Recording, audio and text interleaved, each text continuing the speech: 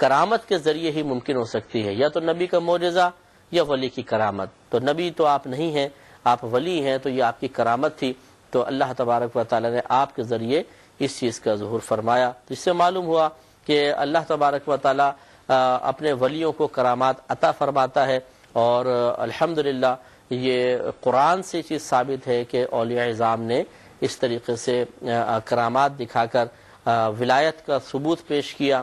ولایت کو ہم تسلیم کرتے ہیں انہی کرامات کی بنا پر کہ یہ کرامات ظاہر ہوئیں، تو توجہ کی کہ یہ کس سے ظہور پذیر ہو رہی ہیں۔ دعوی نبوت تو ہے نہیں، اس کا مطلب یہ ہوا کہ ان کو کوئی نہ کوئی منصب ضرور حاصل ہے۔ وہ منصب کیا ہے؟ پھر اس کا نام ولایت رکھ دیا گیا۔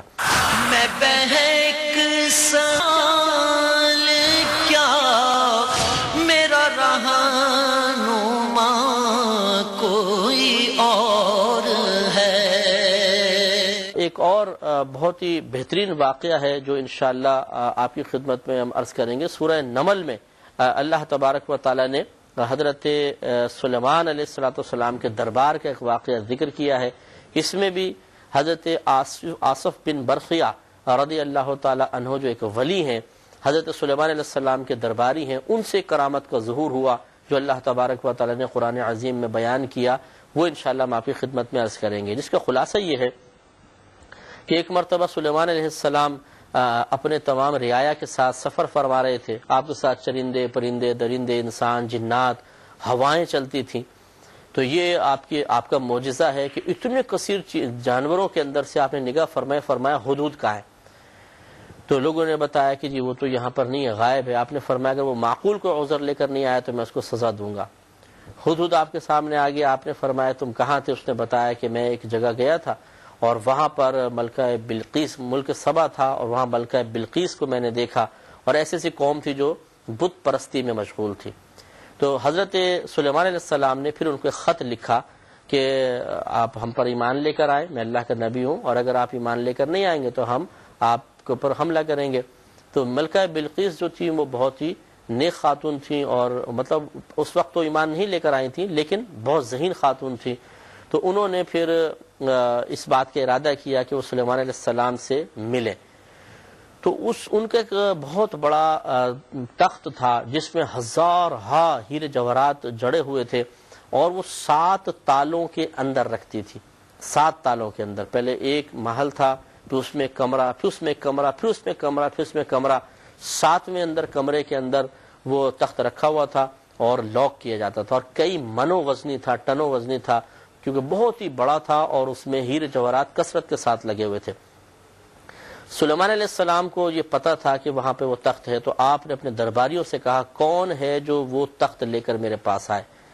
تو خضر علیہ السلام کا دربار ظہر کے ٹائم لگتا تھا اور عصر کے بعد وہ ختم ہوتا تھا۔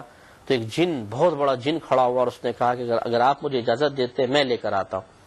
سلیمان علیہ السلام نے فرمایا کتنی دیر میں لے کر آؤ گے؟ تو اس نے کہا اتنی دیر میں جتنی دیر میں آپ کا یہ دربار برخاست نہیں ہوگا، تخت آپ کے سامنے ہوگا۔ یعنی ظہر سے لے کر مغرب کے ٹائم تک تقریباً میں اتنی دور جاؤں گا، پھر لے کر آؤں گا، اتنا بھاری تخت اٹھا کے لاؤں گا، ٹائم تو لگے گا۔ تو حضرت سلیمان علیہ السلام نے فرمایا کہ نہیں، اس سے بھی جلدی کون لے کر آئے گا؟ اس وقت پھر یہ آصف بن برخیہ رضی اللہ تعالیٰ عنہ جو آپ کے امتی ایک اللہ کے ولی تھے، انہوں نے کہا، اور اللہ نے قرآن عظیم میں ان کے بارے میں بیان فرمایا کہ وہ شخص کھڑا ہوا جس کو اللہ نے علم عطا فرمایا تھا، اللہ کی طرف سے ان کے پاس علم تھا کہ میں اس کو لے کر آتا ہوں۔ سلیمان علیہ السلام نے فرمایا کتنی دیر میں لے کر آؤ گے؟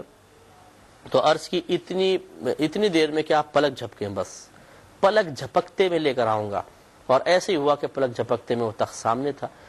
یہ ہے ولی کی کرامت کہ ایک لمحے میں منو وزنی اتنے بھاری تخت کو اٹھا کر اور دربار میں پیش کرنا، تو یہ بڑی کرامت ہے۔ اور اس سے بھی معلوم ہوا کہ اللہ تبارک و تعالیٰ کے اولیاء کی طاقت جنات کی طاقت سے بھی زیادہ ہوتی ہے، کیونکہ وہ بڑا عفریت جن تھا، جسے بھی ہم آپ کو ترجمہ بتائیں گے، خود قرآن کے الفاظ کیا کہہ رہے ہیں آپ دیکھیے گا کہ اتنا بڑا جن جس میں یقیناً بہت بڑی طاقت اور وہ بہت بڑا کام کر سکتا ہوگا، اور سرعت جنات کے اندر بہت ہوتی ہے، بہت تیزی کے ساتھ یہ اڑ کر سفر کرتے ہیں، لیکن اس کے باوجود وہ یہ کہہ رہا ہے کہ کئی گھنٹے لگ جائیں گے، اور ایک ولی یہ فرما رہے ہیں کہ پلک جھپکتے میں اس کو لے آؤں گا، اور لے آئے پلک جھپکتے میں۔ اس سے معلوم ہوا کہ ولی کی طاقت ہے تو ہمیں اس سے رجوع کرنا چاہیے۔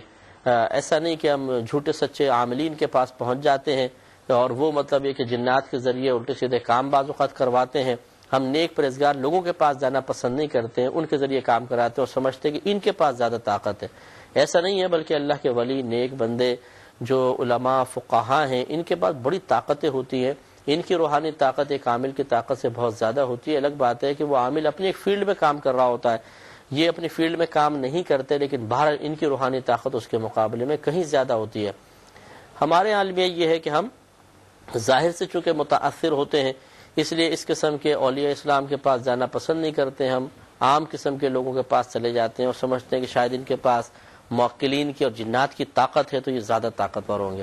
اس واقعے سے پتہ چلتا ہے کہ اللہ کا ولی جنات سے زیادہ طاقت رکھتا ہے. تو اب میں آپ کو انشاءاللہ ترجمہ کر کے عرض کرتا ہوں کہ اللہ تبارک و تعالی نے اس کرامت کو کن الفاظ میں ذکر فرمایا. تو اللہ تعالیٰ نے یہ سورہ نمل کی میں 28ویں آیت سے اس کا ترجمہ آپ کی خدمت میں عرض کروں گا. اور آپ کو بتایا تھا کہ حضرت سلیمان علیہ السلام نے ملکہ بلقیس کے پاس ایک مکتوب روانہ کیا تھا جس میں اس کو اسلام کی دعوت دی گئی، ایمان لانے کی دعوت دی گئی، اور اپنے پاس آپ نے ان کو بلایا کہ آپ لوگ مطیع و فرمانبردار ہو کے ہمارے پاس آئیں. وہ واقعہ پورا ذکر کیا گیا اور اسی کے آخر میں پھر آصف بن برقیہ رضی اللہ تعالیٰ عنہ کی کرامت بھی ظاہر ہوگی. تو حضرت سلیمان علیہ السلام فرما رہے ہیں کہ اذهب بکتابی ھذا، میرا یہ فرمان لے جاؤ، فالقہ الیہم، اور ان کے سامنے جا کر ڈال دو، ثم تولی عنہم، پھر خود سے آپ فرما رہے ہیں کہ پھر تم ذرا سائیڈ میں ہٹ کر ہٹ جانا، فانظر، پھر دیکھنا، ماذا یرجعون، کہ وہ کیا جواب دیتے ہیں.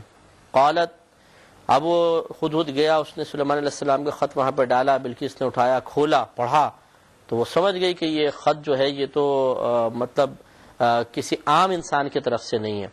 تو اس نے اپنے درباریوں کو جمع کر لیا. قالت، وہ عورت بولی، یعنی بلقیس، ملکہ بلقیس، یا ایھا الملأ، اے میرے سردارو، انی القی الی کتاب کریم، کہ میری طرف ایک پاکیزہ، ایک محترم مکتوب گرایا گیا ہے، ڈالا گیا ہے. انہ من سلیمان، بے شک یہ سلیمان کی طرف سے ہے. وانہ، اور بے شک وہ یہ لکھتے ہیں کہ بسم اللہ الرحمن الرحیم، وہ اللہ کے نام سے ہے جو نہایت مہربان رحم والا. اللہ تعالی علیہ واتونی مسلمین، اور سلیمان علیہ السلام نے لکھا یہ کہ مجھ پر بلندی نہ چاہو اور سر جھکاتے ہوئے میرے حضور حاضر ہو جاؤ. یہ اس میں پیغام تھا. قالت، تو یہ بولی کہ یا ایھا الملأ افتونی فی امری، کہ تم میرے اس معاملے میں مجھے مشورہ دو، اب کیا کرنا چاہیے. ما کنت قاطعۃ امرا، میں کسی معاملے میں کوئی قطعی فیصلہ نہیں کرتی ہوں، حتی تشہدون، جب تک کہ تم میرے پاس حاضر نہ ہو جاؤ. اب بتاؤ کیا کرنا چاہیے. قالوا، انہوں نے کہا، نحن اولو قوۃ و اولو بأس شدید، انہوں نے کہا کہ ہم قوت والے بھی ہیں اور شدید لڑائی والے بھی ہیں، یعنی فکر مت کرو، ہم تمہارے ساتھ ہیں، کہ جنگ کرنا چاہتی ہو ہم بالکل ساتھ ہیں. والامر الیک، لیکن اختیار آپ کے تمہارے ہاتھ میں ہے. فانظری ماذا تأمرین، تو تم نظر کر لو کہ تم کیا حکم دیتی ہو. اگر کہو لڑنا ہے ہم تیار ہیں، اگر کہتی ہو کہ اطاعت کرنی اطاعت کر لیں گے. قالت، تو ملکہ بلقیس نے کہا کہ ان الملوک، کہ بے شک بادشاہ، اذا دخلوا قریۃ، جب کسی بستی میں داخل ہوتے ہیں، افسدوها، تو اسے تباہ کر دیتے ہیں. وجعلوا عزت اہلها اذلہ، اور اس کے عزت والوں کو ذلیل کر دیتے ہیں. وکذالک یفعلون، اور بادشاہ ایسے ہی کیا کرتے ہیں. وانی مرسلۃ الیہم بہدیۃ، تو میں ان کی طرف ایک تحفہ بھیجنے والی ہوں. فناظرۃ بما یرجع المرسلون، پھر دیکھوں گی کہ ایلچی جو میرے بھیجے ہوئے لوگ ہیں وہ کیا جواب لے کر پلٹتے ہیں. یہ حکمت تھی ان کی کہ اگر وہ تحفہ قبول کر لیں گے تو اس کا مطلب عام بادشاہ ہیں، نہیں کریں گے تو نبی ہیں. اس پہ انشاءاللہ مزید کلام کریں گے نیکسٹ پروگرام میں. وآخر دعوانا ان الحمدللہ رب العالمین. میں بہک سکوں